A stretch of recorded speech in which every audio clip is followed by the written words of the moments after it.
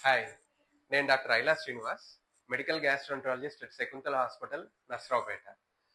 So, నేను కామన్‌గా మనందరికీ ఉండే డౌట్ గ్యాస్ టాబ్లెట్స్ వాడుతుంటాం. అంటే పాంటోప్రజోల్ అని గాని, ఒమెప్రజోల్ అని గాని, లేకపోతే వేరే రకాలున్నాయి. రానిటిడిన్ అంటాం. రాంటాక్ అని, జింటాక్ అని. సో, ఈ మందులన్నీ ఏందంటే కొంతమంది ఏళ్ల తరబడి వాడుతా ఉంటారు. ఇది ఎక్కువ రోజులు వాడితే మనకొచ్చే సైడ్ ఎఫెక్ట్స్ ఏంటి? ఇక్కడ మెయిన్‌గా ఏందంటే ఫస్ట్ సైడ్ ఎఫెక్ట్ ఏందంటే టాబ్లెట్ బర్డెన్ పెరుగుతుంది. అదందరికీ తెలిసిందే.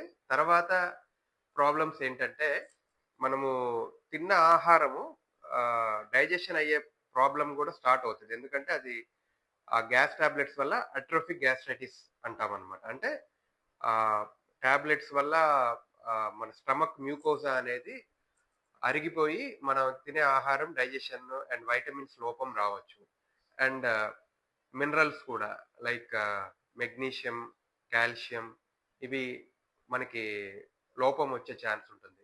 అండ్ ఎక్కువగా వాడుతున్న వారికి గ్యాస్ ప్రాబ్లమ్ ఒక డోస్‌తో సరిపోక వాళ్ళు 2, 3 సార్లు కూడా వేసుకోవాల్సిన అవసరం పడుతుంది. సో, దానివల్ల ఏమవుతుందంటే మనకి ఆహ్, పొట్ట, చిన్న ప్రేగు, పెద్ద ప్రేగు.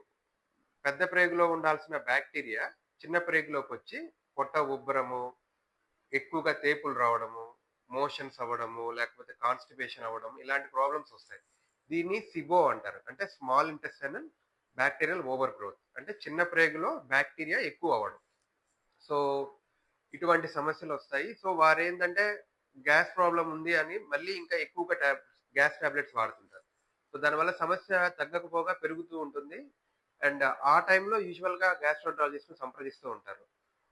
సో, ఇప్పుడు కొత్తగా మనకి ఆహ్, ఇటువంటి సైడ్ ఎఫెక్ట్స్ కాజ్ చేయని కొన్ని గ్యాస్ టాబ్లెట్స్ కూడా వచ్చాయి. Minimal side effects.